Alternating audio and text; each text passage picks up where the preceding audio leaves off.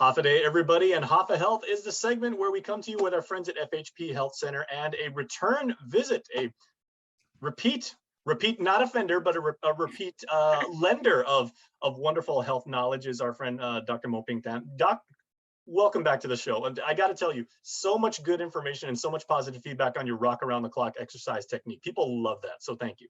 Thank you. I'm glad I could share that information with everyone. All right. And, continuing the trend of, getting the most from your own system, what we're going to talk to you today is how to get the most out of your doctor's visit. I think this is a fantastic topic because maybe just to contextualize like a little bit leading into this, you see so many patients for a variety of reasons.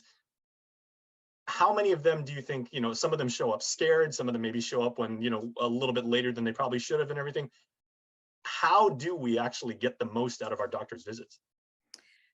So, well, one, don't wait too long to see the doctor. I mean, if there's something going on with you that's impeding your ability to function and get through the day, then you should probably go see the doctor. Don't put it off. Sometimes we see people come in and, I'm in an urgent care. So, ideally we're seeing people who are having acute issues, but we see people in urgent care who've been having, some problem going on for a year, 2 years, and this is the first time they're coming in to see the doctor about it. And you're just like, really? You're putting up with this for that long? Like, I mean, I don't know if it were me personally, I don't know that I could put something off like that for 2 years before even talking to somebody about it. And I understand there are certain issues. Some people have financial difficulty coming in to see the doctor, or, they have their own personal mental blocks about, I don't like to see the doctor. I'm scared to see the doctor. And then I think there's also maybe certain levels of denial going on that maybe they actually suspect they know what's going on, but they don't want to face having someone tell them, yes, this is what you have. And so they kind of put it off. Or admittedly, they're probably just scared, and that's completely fine. Yes, they're scared, but in some cases, being scared actually does more harm to them in the long run than if they had come in to see the doctor sooner. Now, on the flip side, Doc, okay, we're going to talk about this a little bit more, but on the flip side, do you see a lot of people come in to see you that are maybe a little bit hypochondriacs? So they're like, Doc, I think something's wrong with my back. Yes. And not really. They're just kind of like, they psych themselves out and it's all psychosomatic. Yes, there's two ends of the spectrum. You have people who should have seen the doctor years ago and are waiting to come in at the last minute. And then you have others who seem to come in, every other week with some complaint or another. And, it's fine. If you need that reassurance from a healthcare professional that it's okay, don't listen to Dr. Google. It's going to be all right. If you need that reassurance from a healthcare professional, that's what we're here for. Because you made the point in your last appearance here on Hafa Health that life is all about balance. It is. Yeah. It is about balance. All right. Well, and given that point, there's a term that I've wanted to kind of like toss out. I mean, I try and be somewhat of a wordsmith, but I haven't been able to figure out, exactly what this word means. Polypharmacy. Yes. Does that mean you can seek additional opinions about where to get your meds, or? No. So polypharmacy. I got that one wrong. Sorry. Don't pick me for a Jeopardy teammate. No. Sorry about that. Not on game night. No. So polypharmacy, the general accepted term is taking 5 or more medications on a regular basis to treat various medical conditions. Now, polypharmacy, the term itself is not necessarily a bad term. I mean, we see a lot of people here in Guam who are taking 5 or more medications because they have a lot of medical problems. So polypharmacy, taking 5 or more medications in and of itself is not a bad thing. But there is a potential that it could be potentially harmful if you and your primary care doctor or primary care provider are not paying attention and keeping track of all those medications that you're taking. So, there are certain drug interactions, if you take certain medications that can interfere with, the pharmacology of other medications. And then there are some medications where, the side effect is sedation, it makes you overly tired. And in the case of, older adults, having medicines or too many medicines that affect your cognitive function can be potentially dangerous and resulting in falls like we talked about last time. So, there is, you have to be careful when you start putting patients on too many medications, and you have to, as a healthcare professional, you have to ask yourself, is this medicine necessary? Especially with our Monumco, there's a specialty in medicine called geriatrics, which is basically the specialty that deals with older adults. And when you work with a geriatrician, the first thing they do is they want to know all the medicines you're taking. And sometimes when they end up in a geriatrician's office, it could be 20 or more different medications. And the first thing a geriatrician will do is look at that list and, as much as possible, take off half of the medicines. You don't need this, you don't need this, take this off, take this off. Because the other problem with polypharmacy is if you're seeing a lot of providers, you have your primary care provider, then you see a cardiologist, then you see a renal specialist, and every time you see a different provider, they give you different medications to take. If no one's keeping tabs on that, it can get out of hand. And also, if one provider doesn't know what the other provider or specialist is prescribing, it could be a potentially dangerous situation. So, one thing that I strongly encourage patients when they come in for their doctor's appointments is bring all your medicines that you're taking, put it in a bag, bring it with you to your appointments so that your specialist, your primary care provider can look at all those medicines and see what you're actually taking. Because even though we have electronic healthcare records that tell us on paper what you're supposed to be taking, we don't know if that's what you're actually taking. Sometimes when patients show up with a bag of medication, there's like medication from 5 years ago where we're saying, where did this come from? Oh, I don't know. I found it in the back of my closet somewhere, and I started taking it. May I ask though, real quick, can you differentiate between meds and like stuff that is prescribed? Because like me right now on my desk, right, I got vitamin C over here, I got vitamin D over here that I take every day, I got some Super B, and I've got some zinc. Yes. Is this too much? I mean, I just take this as part of my daily routine just to stay healthy, but am I getting into that polypharmacy unsafety zone? Or I mean, well, one, they're supplements, and two, yes, you do have to be somewhat careful because there are certain vitamins that can interfere with, the functioning of certain prescribed medications. So you do have to be careful from that, standpoint. For instance, some people take vitamin K as a supplement. But if you're on a cholesterol medicine, you shouldn't take vitamin K because the vitamin K interferes with the cholesterol lowering effects of that medication. So there are certain things that you shouldn't take when you're on certain medications, and your primary care provider, your specialist can guide you on that. Pharmacist certainly can tell you, if you have certain concerns about the maintenance medicines that you're taking, and maybe you're considering taking some supplements, you might want to ask them for, their advice.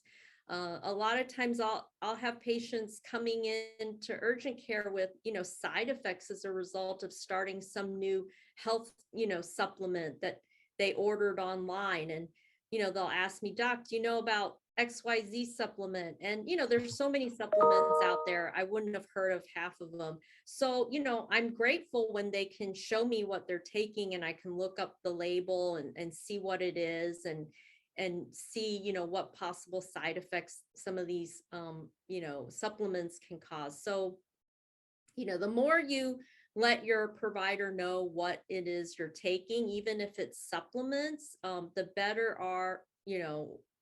we're able to help you. Gotcha. And Yeah. you've also reminded me that I probably need like a little plastic bag, because carrying all these things into my doctor's office, can be at the very least awkward. And like you said, I mean, I might actually like see my primary care physician, and they might say, you know what, cross, Yeah. you're good. Well, Multivitamin, one shot. the other thing too, in lieu of carrying a big bag of medication, which can be a pain in the butt, I also recommend that patients who are on chronic medications, maintenance medications, keep a list of all their medicines and supplements on a piece of paper with the dosages and the frequency that they're taking them. Put it on a piece of paper or index card and keep it in your wallet, keep it in your purse, because you never know when an emergency might happen. You end up in the emergency room. You wouldn't have your bag of medicines with you, but you have this little index card with your list of medications on it. Or conversely, just about everybody seems to have a smartphone these days. Take a picture of all your medications and supplements that you take and keep it in a little album file on your phone, so you can just show whoever you're seeing what you're on. Especially helpful to people in an emergency room setting or urgent care setting, especially in an emergency room. If they bring a patient in and they're unconscious, and you're trying to figure out what's going on with them, it would be really, really helpful if we found a index card with your medications on it. And that would make a huge difference in figuring out what things we could give you, what potential complications might there be from something you took, that kind of thing. That would make our jobs a lot easier. And Dr. Tam, I like how you said emergency, because that lets us segue, and we saved like the most serious topic for last, because when it comes to emergency situations, this is a situation that I've had direct experience with, and I kind of consider it bittersweet, because we're going to talk about DNRs and powers of attorney. It's a very, very scary decision to make, but it's also one that's very, very necessary, and one that you absolutely should do way ahead of time. And you don't want to make it when, like you're in a very emotionally, fragile situation. Yes, absolutely. These are conversations you need to have with your family before anything bad happens. Just like figuring out your will and what happens to your assets after you're gone. These are things you have to think about before things happen. We're all going to go sooner or later. It's just, that's one of the things that's going to happen. And the DNR is being do not resuscitate order. Yes. Right? So DNR means do not resuscitate. There's also a DNI, which means do not intubate. So they both deal with end of life issues. So basically, in the event that your heart stops, that you stop breathing, these are orders that tell the medical professional not to do CPR on you, not to intubate you and put you on a ventilator to help you to continue to breathe. Now, if you or I were to drop at this moment and our heart stopped, of course we would want somebody to do CPR on you, because you're relatively healthy. You don't have chronic health conditions that would warrant signing a DNR. But DNR specifically is more appropriate to end of life care. If you were just given the diagnosis of terminal cancer, and that 6 months, a year down the line, that this is what you're looking at, or you even have chronic medical conditions, let's say, or perhaps your religious beliefs, like depending on. Yes, or your religious beliefs. But there's things going on in your life, serious chronic health conditions, or even just old age, where if you were to drop at this moment, would it be reasonable to do CPR on you and to continue life-sustaining treatments? Now, I should say, a lot of people, I think a lot of people are ignorant about the purpose of CPR and the benefits of CPR, because most people who see CPR watch it on TV or watch it in a movie where somebody passes out or, stops breathing, and they pump on their chest a few times, or they use the paddles a couple times, and then And they all yell code blue and 15 yeah, people come running into, and it's a big right. But dramatic. then that person, after doing, CPR on them, they wake up and they walk out of the hospital and everything's, sunshine and roses. But the reality is, a lot of people who require CPR are already in many cases already in poor health. And if it gets to the point where your heart stops, is it reasonable to do life-saving, measures to that person? Because CPR is a very traumatic event to happen to your body. I've been in many hospitals where we've had to do, resuscitation on people in the hospital who were dying. And it's not a pleasant way to spend your last moments of life. If your body's already trying to die, but it just happens that you're in the hospital where somebody is watching you die at the moment you're trying to die, but because you didn't put a DNR, a whole team of, people are going to show up and pound on your chest, most likely breaking ribs. I've heard that. They said like the sternum goes through so much stress, it very often fractures, right?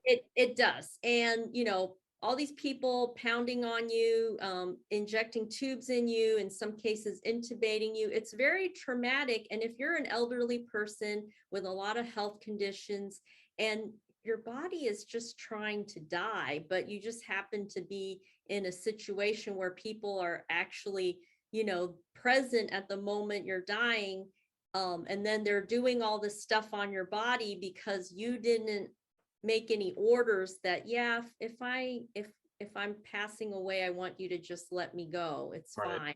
Those were not the best moments to spend your last moments on earth, having a team of people pounding on you. And then the end result is you're still going to die anyways. Right. Now, I do want to ask something, Dr. Tham, because this is fascinating. Again, it's a very, if you think, just going to the doctor when you probably should is a really heavy decision. I mean, imagine sitting there when a healthcare professional gives you, a clipboard and says, do you want to sign off on this DNR? You've been talking about first person point of view as the patient themselves authorizes, the do not resuscitate order. How about when the patient themselves either becomes incapacitated or not of sound mind and spirit and body?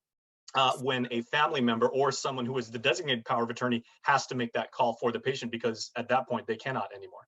Yeah, so that's a very tough decision to make. And it's very tough for family members. And I've seen many families get broken up into two camps over the DNR decision. But ultimately, you have to think about your family member. Don't think about it yourself. Don't think about, I still want mom or I still want dad here. Think about what mom or dad would want.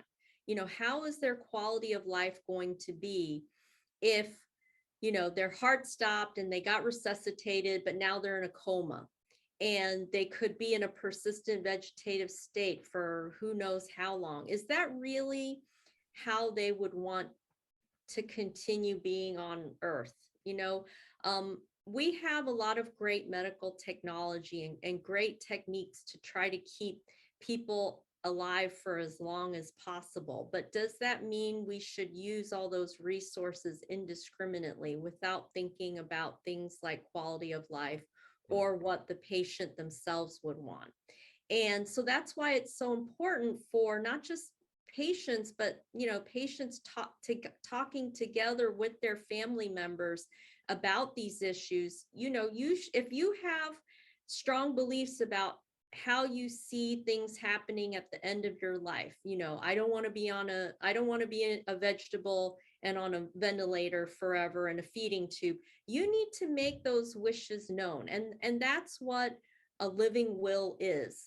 Living will is basically not to be confused with a will where you're talking about financial assets, but a living will is your decisions about what you want to happen medically to yourself in the event that you become incapacitated. And the good thing about living wills is that they don't need to be drawn up by an attorney.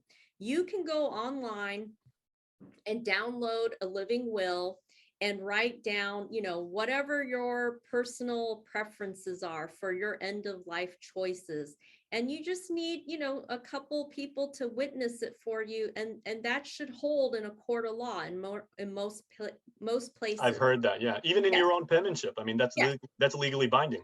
Yes. And not to be confused with medical power of attorney. So a living will is your own personal wishes of what you want to have happen to you in the event that XYZ happens. Medical power of attorney is you designate certain people that you know and trust, that you've had these conversations with, that you trust this person or that person to make medical decisions for you in the event that you're not able to make them for yourself.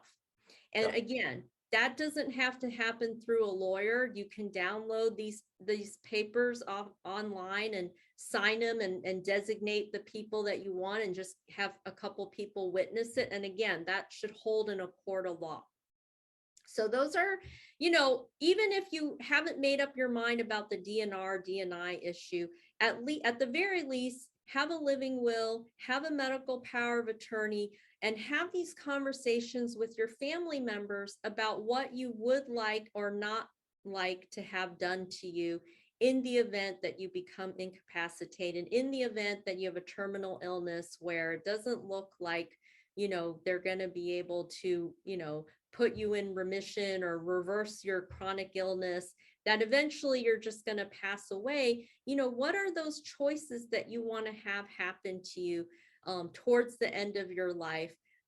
Some people say, I want everything done. Okay, so if you do, then put it down. But other people are like, well, what's the point in going through all these, rigorous treatments that in some cases do more harm to my body than good, or put me more in pain.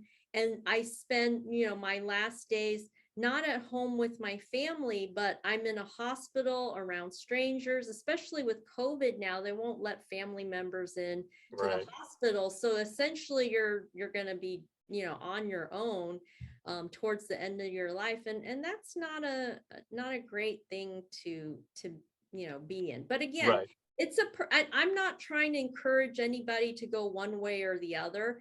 I'm just trying to bring up a conversation that everybody should have. And we've come full circle now, because this is all about how to maximize your experience with your physician. This is definitely something, that you should do in making these decisions, or at the very least, having the conversations with people you love and people you trust will make the whole process easier, and you maximize the effectiveness of your doctor's visit. Yes, absolutely. You don't want to wait until the last minute when, for one thing, you're under a lot of mental stress, emotional stress. It's hard to make these kind of tough life decisions, at the last minute. So, have these conversations now while you still have your full faculties about you, and you can let your wishes be known, because I've been on the other end of that, where I've had to take care of patients who didn't have that stuff squared away. And now I'm dealing with a patient in a persistent vegetative state. The family members don't know what the care of plan is. And when you ask the family members, well, did your mom ever say what she wanted to have happen if she was in a persistent vegetative state and she's not going to come out of it? And they said, well, mom wouldn't have wanted this for herself. Okay, well, did she have anything written down? No, it's just something we talked about, but we don't have anything on paper. So this actually happened to me when I was, training in New York, and I had a patient like this who was basically who went in for a heart attack, and while she was in the cardiac unit, had 2 more heart attacks. They actually, she went into cardiac arrest. They brought her back, but after, how many times your heart is, trying to poop out on you and you bring them back, but she was in a coma and she wasn't coming out of it. And basically they were just looking at having to put her in a home, a care unit for indefinite amount of time until her body finally gave out. And that could have been years. And the family members didn't want that for her. They didn't want her to have to suffer like that. But again, they didn't have anything prepared ahead of time. There was no paperwork. So in order to get this poor woman off the ventilator, off the machine, we had to go through, the hospital administration. They had to bring in their lawyers. The family had to come together. It was like 10 people on this team just to come together to decide to take this woman off life support. And, it wouldn't have been necessary if, there was just a little planning ahead of time where things were on paper, or if she even just had designated her husband medical power of attorney, or, there was, something where she had put her wishes known. It would have been a lot easier to pull her off the machine than to bring in, 10 people from hospital administration to make sure everything was, legal and kosher to pull her off. So, and you know what? This is really, obviously, people watching right now, this is really, really clearly heavy stuff and everything. But if you talk to a learned medical professional like Dr. Tham, even face to face, like in the same room and everything, like it really makes a lot more sense. And she can walk you through the process. And since you're talking to your doctor face to face, like she said, if you want to go see the doctor, better earlier than later. So, yes. so Doc, let's end on a positive note and everything. So seeing people, this is your life's passion. You've dedicated your studies, your commitment, your compassion to treating people and to preserving life. So Yes. what does it mean to you when you actually treat a patient and they come out and they're like, Doc, I feel great, thank you? What does that mean to you? Oh, it means everything. Part of the reason I went into this is because I enjoy helping people, and I like helping people to live a better quality of life. And so that's why I feel so strongly about, many of these issues, not just talking about how to live a healthful life, but how to end your life, finish off the last few days of your life in a way that you will be at peace with, I think is also equally important. There you go. Well, Yes. thank you so much. And it is with peace that we are going to end this segment. So Dr. Moping Tham over at FHP Health Center. Doc, thank you as always for your insight. Thank you. All right, we do appreciate it. So that was Hafa Health, everybody. We are bringing you the information you need to know to live a healthy and informed island life. Thank you so much. Thank you for watching this video from Take Care and FHP Health Center. For more videos like this one to help you live a more balanced lifestyle, please subscribe and like our social media pages. And don't forget to turn on the notifications.